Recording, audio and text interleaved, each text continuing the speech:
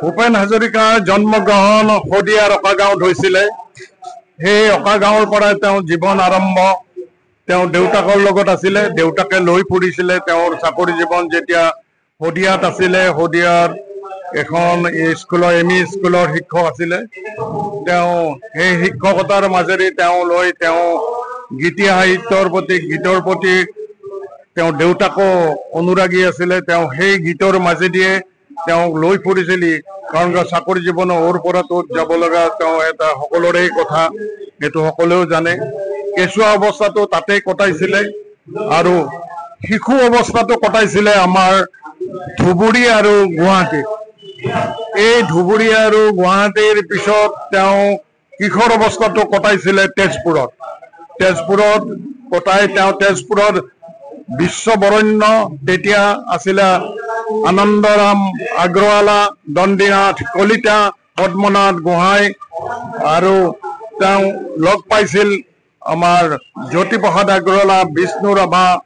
তেওঁলোকৰ এই সান্নিধ্যত তেওঁ আজি এই বিশ্ববৰণ্য ব্যক্তিত পৰিণত হ'ল। তেওঁ বহু কথা তেওঁলোকৰ মাজেদিয়ে গীতি সাহিত্যৰ প্ৰতিও তেওঁ আকৃষ্ট হৈছিল এওঁলোকৰ মাজেদি, আৰু তেওঁলোকে ৰচা গীতৰ কথা আছে বহুত, সেইবিলাকো তেওঁলোকৰ মাজেদিয়ে পাইছিল।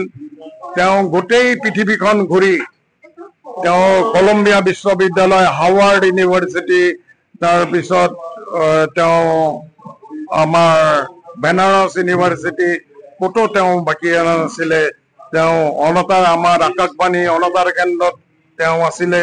তাৰ পৰা তেওঁ ভাল নালাগা কাৰণে তেওঁ তাৰ পৰা বাদ দিছিলে। এনেকে গৈ তেওঁ গোটেই জীৱনটো চব চাকৰি পায়ো চাকৰি নকৰা মানুহ এজন, তেওঁ গীতৰ প্ৰতি আকৃষ্ট আছিলে। তেওঁ গোটেই জীৱনটো গীতৰ মাজতেই কটাই এজন বিশ্ববৰণ্য ব্যক্তি। ইয়াতেই নহয়, তেওঁ গীত জাপানতো, আজি আমাৰ আমেৰিকা, গোটেই য'ত আমাৰ প্ৰবাসী ভাৰতীয় আছে সকলোৰে ওচৰত তেওঁ গৈ তেওঁ অসমৰ সুসন্তান হিচাপে স্বীকৃতি পাইছিলে। এনেকেই তেওঁ জীৱন পৰিক্ৰমা। তেওঁ মৃত্যু এনেকুৱা এটা দিনত, তেওঁ 1911 চনৰ 28 জুলাইত তেওঁ অসুস্থ হৈছিলে। অসুস্থ হৈ হস্পিটেলাইজ হৈছিলে ধীৰুভাই ককিলাবেন হস্পিটেলত মুম্বাইত। তেওঁ একেবাৰে নিমনিয়া আৰু হাৰ্টৰ অলপ প্ৰব্লেম হৈ তাতে বহুদিন থাকি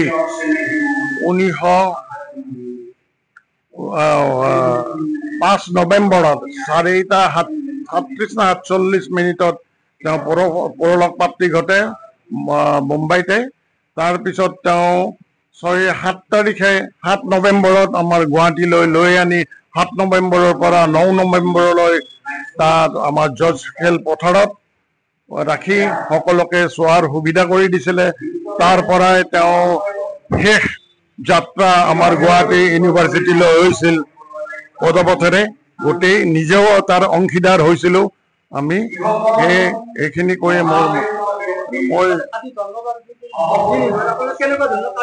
কাৰ্যসূচী পতাকা উত্তোলন হ'ল। পতাকা উত্তোলনৰ পিছত আমাৰ শ্ৰদ্ধাঞ্জলি হ'ল। তাৰপিছত আমাৰ প্ৰসংগ আছে অলপমান, তেওঁৰ কাৰণে এটা প্ৰসংগ আমাৰ হ'ব এতিয়া। তাৰপিছত মানুহে মানুহৰ গীতটো গাম আমি সকলোৱে। তাৰপিছত নিৰ্দিষ্ট বক্তৃতা ৰাখিব।